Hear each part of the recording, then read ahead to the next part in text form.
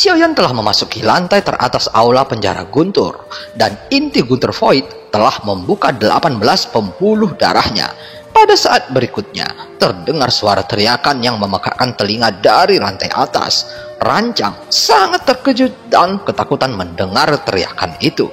Tapi Rancang tidak terburu-buru bertindak, meskipun Xiaoyan menjerit kesakitan. Yang lebih aneh lagi adalah napas hidup Xiaoyan tidak melemah sama sekali. Sebaliknya, menjadi semakin kuat dan kuat. Adik laki-laki, ini disebut penempaan tubuh asli, gumam Rancang. Setelah Rancang merasa aura Xiaoyan baik-baik saja, matanya meledak karena kegembiraan. Tidak tahu berapa lama telah berlalu. Cahaya Guntur di lantai atas aula penjara Guntur berangsur-angsur mereda, dan segera gelombang dengan energi dan darah yang sangat kaya dapat dirasakan berasal darinya. Di dalam lantai atas, seseorang dapat melihat inti Guntur Void mengalir di sekitar tubuh Xiaoyan, dan tubuhnya yang hancur pulih dengan kecepatan yang sangat cepat. Dalam waktu singkat, tubuh dipulihkan ke keadaan semula, dan denyut nadi inti Guntur Void dapat dilihat mengalir di bawah daging dan darah Xiaoyan. Selama penyempurnaan inti Guntur Void, jantung Guntur menyemprotkan sinar Guntur ke Xiaoyan beberapa kali. Tetapi sekarang Xiaoyan memiliki inti Guntur Void. Kekuatan fisiknya sekali lagi meningkat. Berdasarkan kekuatan tubuh fisik dan sumber ki saat ini, Xiaoyan seharusnya bisa menandingi tahap tengah atau bahkan akhir dari Dewa Petarung Bintang 8. Mata Xiaoyan meledak dengan cahaya yang kuat, dan sudut mulutnya perlahan naik. Akhirnya, inti Guntur Void sekarang dikendalikan oleh Xiaoyan, sehingga tidak perlu bergantung pada avatar iblis abadi lagi. Meskipun masih ada celah besar dengan tubuh abadi dari avatar iblis abadi, Xiaoyan telah membuat kemajuan pesat dalam celah ini. Efek dari inti Guntur Void sangat jelas. Ia memiliki kekuatan Guntur yang sangat dahsyat. Tetapi seberapa banyak kekuatan yang dapat digunakannya bergantung sepenuhnya pada berapa banyak pembuluh darah inti Guntur Void yang telah dibuka. Setelah benar-benar menyempurnakan inti Guntur Void bersama dengan sinar Guntur Hukman Dewa, meskipun ditujukan untuk melenyapkan Xiaoyan, bagi Xiaoyan itu sangat membantunya. Awalnya hanya ada 18 pembuluh darah yang terbuka di tubuh Xiaoyan, tetapi di bawah pengaruh sinar Gunturnya, Xiaoyan secara paksa membuka yang ke-19 dan ke-20. Jika semua pembuluh darah Guntur dibuka, mungkin tubuh fisik akan dapat menyentuh alam abadi. Xiaoyan menyipitkan matanya sedikit dan bergumam, "Aku bisa merasakan peningkatan lebih lanjut dari tubuh fisikku." Tentu saja hal itu jika Xiaoyan terus berada di lantai atas. Jika jantung Guntur Phoenix masih bersedia menyemprotkan sinar Guntur, Xiaoyan mungkin masih bisa membuka lebih banyak pembuluh darah untuk menghancurkan kekosongan.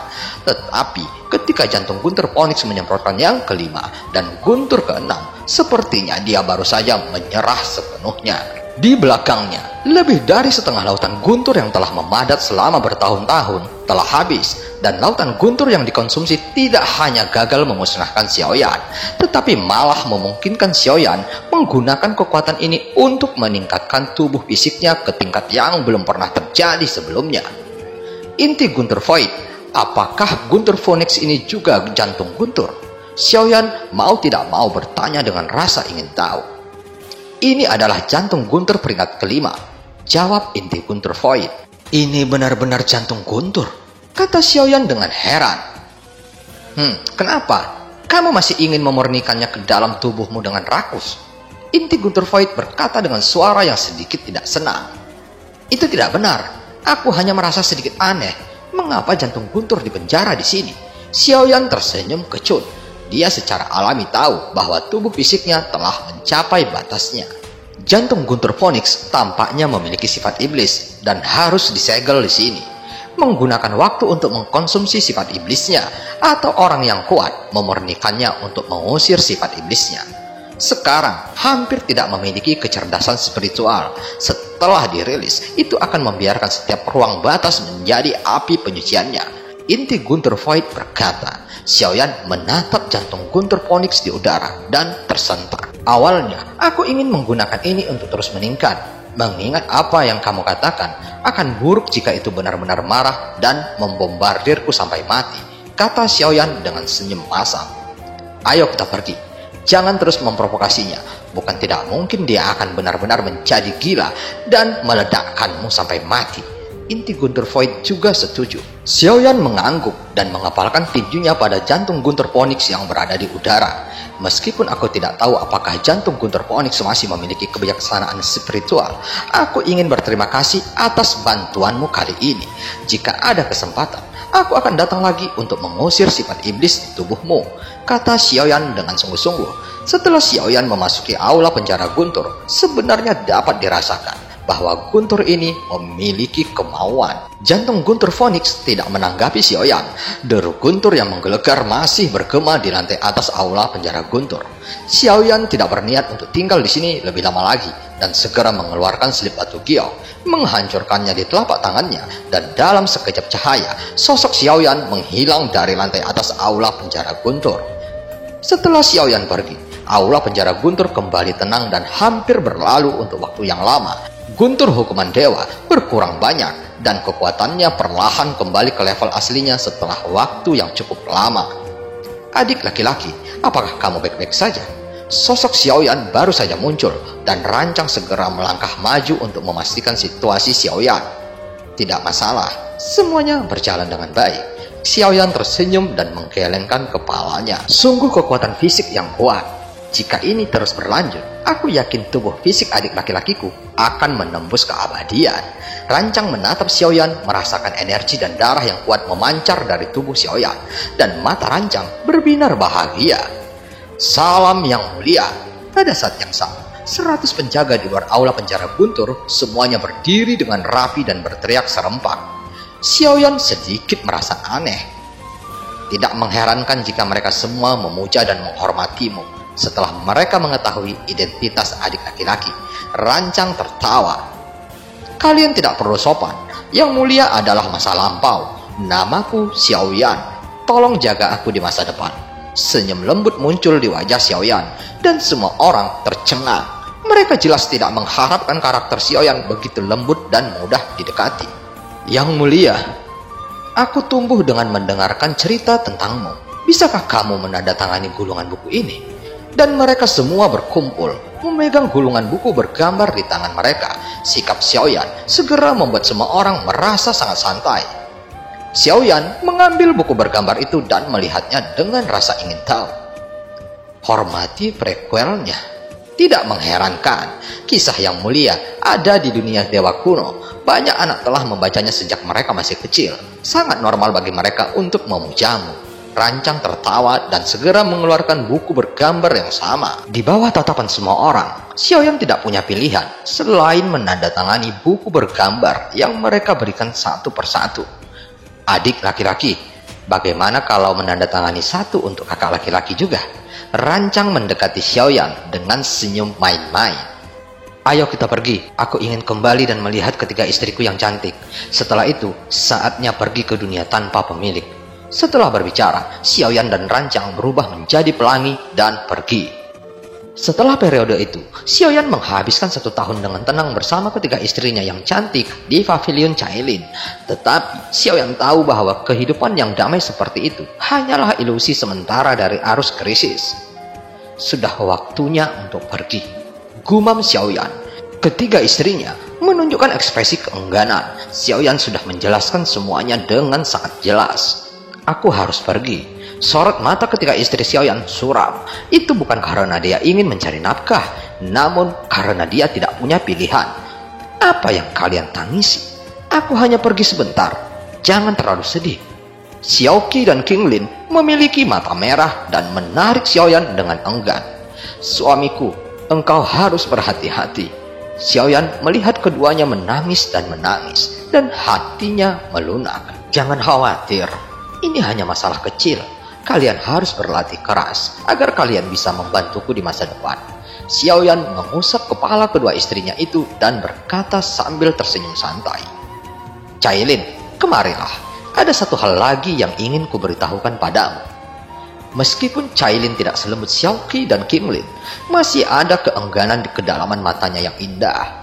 Cailin tidak curiga dan perlahan-lahan pindah ke sisi Xiaoyan. Dan Xiaoyan mendekat ke telinga Cailin. Ada suara garing. dan tawa Xiaoyan datang dari sebelah telinganya. Dia menampar pantat Cailin dengan ringan, dan Cailin menyadari bahwa Xiaoyan sedang menggodanya. Saat dia akan marah, sosok Xiaoyan telah menghilang. "Xiaoyan, ketika kamu kembali, kamu akan melihat apakah aku tidak bisa merawatmu dengan baik." Cailin meraung marah. Ketiga wanita itu berdiri di halaman untuk waktu yang lama, dan setelah memastikan bahwa Xiaoyan benar-benar pergi, mereka duduk bersila dengan mata sunyi. "Kita tidak bisa lalai, kita harus berlatih keras," kata Xiaoqi. Qinglin mengangguk dengan tegas. Ada juga api di mata Cailin. Dia juga mengerti bahwa jika dia tidak meningkatkan kultivasinya, di masa depan mereka hanya bisa berlindung di belakang Xiaoyan. Ini bukan yang diinginkan Cailin. Dia lebih suka berdiri di sisi Xiaoyan. Setelah Xiaoyan pergi, ketiga wanita itu tidak mengabaikan waktu sesaat pun, dan mereka juga memasuki mode kultivasi gila ketika kuil kuno memberi mereka sumber daya yang cukup. Sebelum pergi, Xiaoyan masih datang ke aula utama kuil kuno. Dia bisa menghilang begitu saja, tapi ini sama sekali bukan pilihan terbaik. "Apakah kamu akan pergi?" Sang ratu tidak terkejut saat melihat penampilan Xiaoyan. Xiaoyan sedikit mengangguk. Dia telah tinggal di alam dewa kuno selama lebih dari 10 tahun dan sudah hampir waktunya untuk pergi. "Apa rencanamu?" tanya ratu. "Sebelum aku pergi, aku ingin bertanya kepada ratu, bisakah Anda menjaga benua Daudi dan benua Dauki?" Meskipun pada dasarnya Xiaoyan telah pindah, benua Dauki dan Daudi masih menjadi kampung halamannya. "Jangan khawatir tentang ini. Ketika kamu memiliki pertempuran besar dengan istana surgawi, itu sudah diatur dengan benar. Semuanya telah tersembunyi dan sulit bagi istana surgawi untuk mengetahuinya," sang ratu berkata perlahan. Xiaoyan tersenyum ketika mendengar ini. "Terima kasih yang mulia ratu karena telah mengaturnya." Xiaoyan mengepalkan tinjunya. "Kenapa? Apakah kamu tergoda olehku?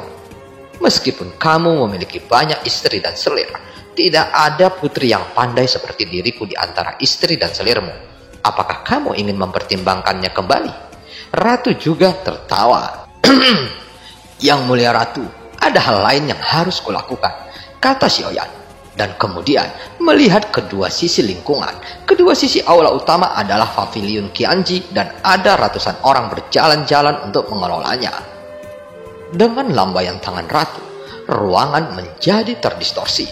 "Yang mulia ratu, dapatkah Anda mengonfirmasi bahwa tidak ada mata-mata yang menyusup ke alam dewa kuno?"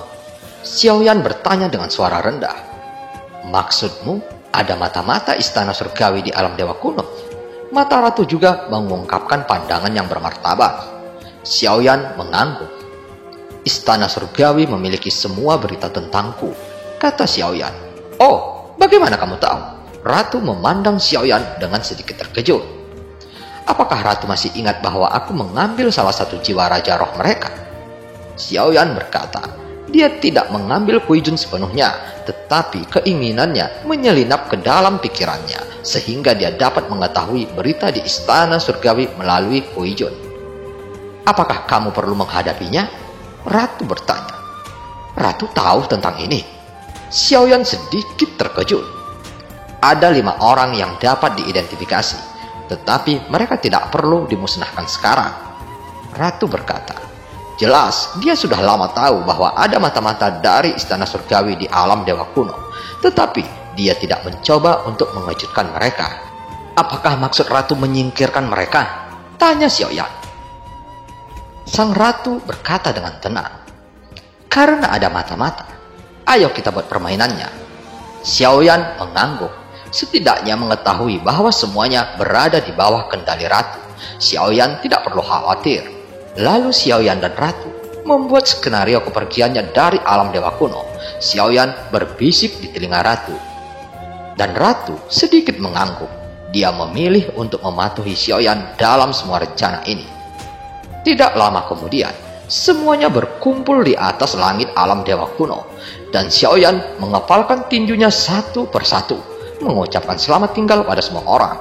Untuk semua orang, mereka tidak tahu kemana Xiaoyan akan pergi. Di langit alam dewa kuno, Total ada 5 bahtera yang identik. Xiaoyan berbalik dan menginjak salah satunya. Selanjutnya 5 bahtera terangkat perlahan, lalu menarik 5 garis panjang asap biru dan menghilang di langit alam dewa kuno. Semua orang melihat sebelum pergi satu demi satu. Tidak ada yang tahu kemana Xiaoyan akan pergi. Bahkan Ratu hanya tahu bahwa Xiaoyan akan pergi ke tanah tanpa tuan. Tapi dia tidak tahu ke tanah tak bertuan mana Xiaoyan akan pergi. Yang mulia Ratu, mengapa Anda membutuhkan 5 bahtera untuk adik laki-laki pergi sendirian? Rancang bertanya dengan sedikit bingung. Oh, kamu ingin tahu? Ratu menatap Rancang yang mengangguk seperti ayam mematuk nasi. Semua mata tertuju pada sang ratu, merasa sangat penasaran. Sang ratu mengangkat bahunya dan dia juga tampak bingung. Aku juga ingin tahu kenapa, tapi dia tidak mau mengatakannya. Keingintahuan semua orang langsung dituangkan dengan air dingin dan mereka menatap ratu tanpa daya. Di aula utama, ratu sedang menggambar potret Xiaoyan dan sudut mulutnya sedikit terangkat, seolah-olah dia semakin menyukainya.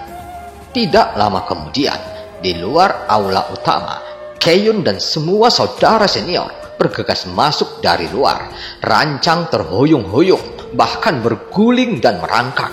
Matanya penuh kepanikan dan seluruh tubuhnya gemetar. Yang mulia Ratu, sesuatu yang serius telah terjadi. Raungan Rancang memecah seluruh aula yang sunyi. Apa yang kamu lakukan dengan panik seperti itu? Ratu sedikit mengeringin, tetapi kuas di tangannya tidak bergetar sama sekali. Yang mulia, adik laki-lakiku sudah mati. Mata Rancang memerah dan Ye Feiyu juga terguncang saat ini. Saudara senior lainnya mengepalkan tangan mereka dan sulit untuk mempercayai fakta ini sekarang. Oh, sang ratu ragu dan semua orang melihat ekspresi acuh tak acuh sang ratu dengan heran. Yang mulia, Xiaoyan meninggal. Kelima bahtera itu hancur berkeping-keping setelah meninggalkan alam dewa kuno. Semua sisa-sisa bahtera yang hancur menghilang. Itu pasti dilakukan oleh orang-orang istana surgawi. Adik laki-laki pasti ada di tangan mereka. Ayo kumpulkan pasukan yang mulia. Mereka tidak akan membiarkan saudara junior pergi. Pikiran Rancang benar-benar bingung dan dia tidak bisa tenang sama sekali saat ini. Sang ratu berdiri perlahan dan pikiran semua orang menegang saat ini, seolah-olah mereka siap bertarung sampai mati dengan istana surgawi.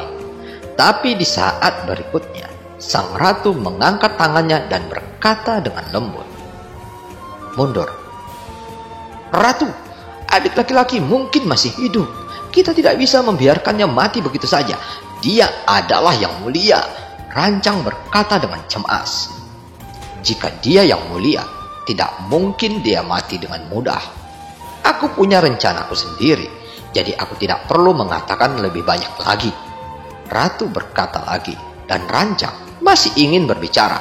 Ratu mengangkat matanya yang indah dan aura yang kuat dari tubuhnya menyebar keluar. Rancang terdiam. Semua orang tidak banyak bicara. Mereka berbalik perlahan dan pergi. "Tunggu sebentar," kata Ratu tiba-tiba. Semua saudara senior menoleh. Semuanya memiliki mata yang merah. Mereka memegang kartu takdir Xiaoyan di tangan mereka. Dan kartu takdir itu telah rusak. "Ayo bersiap untuk pemakaman yang mulia. Yang mulia telah mati." Dan semua orang di alam dewa kuno memberi penghormatan selama 100 tahun. Ratu berkata dengan serius. Semua orang tertegun sejenak dan mereka semua menatap Ratu dengan bingung. Pada saat ini, mata Keyun menunjukkan tampilan yang kompleks. Ini tidak mungkin gaya Ratu dalam melakukan sesuatu. Tetapi melihat kartu takdir yang rusak di tangannya, ini membuat Keyun harus percaya. Ketika berita kejatuhan Xiaoyan menyebar, seluruh alam dewa kuno terkejut. Sebuah pemakaman untuk kejatuhan Xiaoyan dibuka di alam dewa kuno. Rancang berdiri di tempat terakhir Xiaoyan pergi, memegang tongkat kehidupan yang hancur dengan erat di tangannya. Tubuhnya gemetar lagi. Dia berteriak dan mengeluarkan suara yang menusuk hati. Ye Feiyu menepuk Rancang dengan ringan dan matanya lembab. Adik laki-laki sudah pergi. Tidak mungkin. Bagaimana dia bisa mati seperti ini? Saudara laki-laki adalah yang mulia. Keyun dan Liu semua datang ke sini, memegang kartu takdir di tangan mereka. Tidak ada cara untuk mempercayai fakta ini. Seluruh alam dewa kuno dipenuhi dengan suasana yang menyedihkan. Meskipun matahari bersinar di seluruh bumi, mereka tidak bisa merasakan kehangatan sedikit pun. Yang mulia Ratu, Xiaoyan, apakah dia benar-benar mati? Ketiga istrinya datang ke kuil kuno. Xiaoqi dan Qinglin sudah menangis. Suara mereka serak dan mereka tidak bisa mengucapkan sepatah kata pun. Cailin, matanya dingin dan tinjunya terkepal erat. Rongga matanya sedikit merah. Jenazahnya tidak ditemukan, kata Ratu. Itu artinya Xiaoyan mungkin masih hidup, tanya Cailin. Wajahnya yang dingin dan tegas masih bisa melihat betapa mendesaknya dia. Sang Ratu menggelengkan kepalanya dan menyerahkan kartu takdir Xiaoyan kepada Cailin. Kartu nyawanya rusak. Aku takut. Telapak tangan Cailin bergetar. Kartu kehidupan jatuh ke tanah dan patah menjadi dua. Cailin merasa seolah-olah hatinya hancur bersama. Dia sekuat besi. Aku tidak tahu sampai kapan air mata ini membasahi wajahku. Keyun dan yang lainnya semua datang ke aula utama. Ratu menggosok alisnya ketika dia melihat ini, menghela nafas dan bergumam pada dirinya sendiri. Kamu tahu cara membuat permainan. Aku khawatir ini adalah permainan untukku. Aku memohon Ratu untuk mengumpulkan pasukan. Dengan kekuatan alam dewa kuno, aku pasti akan menghancurkan istana surgawi dan membalaskan dendam adik laki-lakiku. Keyun berlutut di aula utama, diikuti oleh 3 dewa, Liu, Rancang, dan Ye Feiyu. Semuanya berlutut di aula utama. Pada saat yang sama, Lei Ji memimpin semua orang ke aula utama. Aku memohon Ratu untuk mengumpulkan pasukan dan membalaskan dendam juniorku apapun yang terjadi. Semua orang menatap Ratu yang tenang dengan mata serius. Apakah kalian tahu, begitu memulai perang dengan istana surgawi, seluruh dunia sensi akan berada dalam bahaya kehancuran? Kata Ratu dengan suara yang dalam. Dia adalah reinkarnasi dari yang mulia, tapi dia bukan yang mulia. Tuan yang bisa melindungi dunia sensi kita telah lama mati. Sang Ratu sangat marah dan membanting meja. Kali ini dia telah memprovokasi istana surgawi. Jika dia tidak mati, istana surgawi tidak akan pernah berhenti melawan alam dewa kuno. Hanya ketika dia mati, situasi keseluruhan dapat diurus. Jadi semua ini adalah rencana dan pengaturan. Apakah kalian mengerti? Atau kalian ingin memberontak? Dari luar aula, Lei Bai dan Wu Tianyu bergegas masuk satu demi satu. Mata mereka serius dan sulit bagi mereka untuk menerima kenyataan ini. Yang mulia, tapi itu adik kecil kami.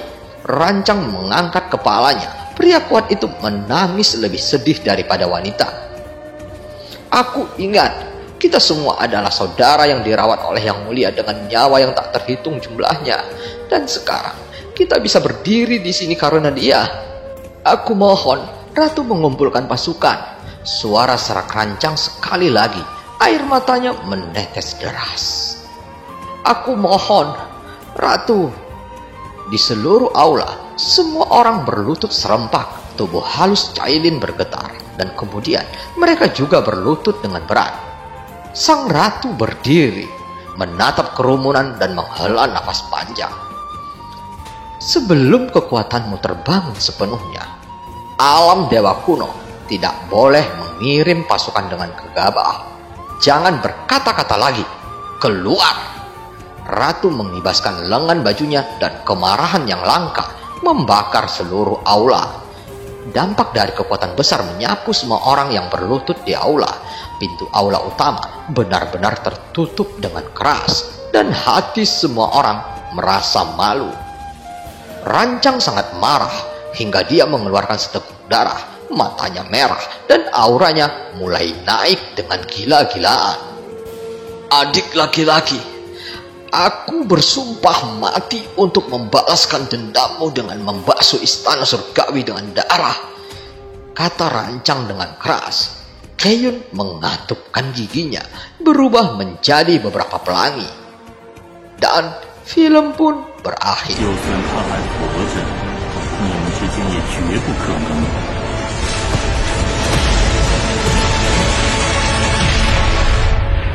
加玛帝国云岚宗萧炎回来了。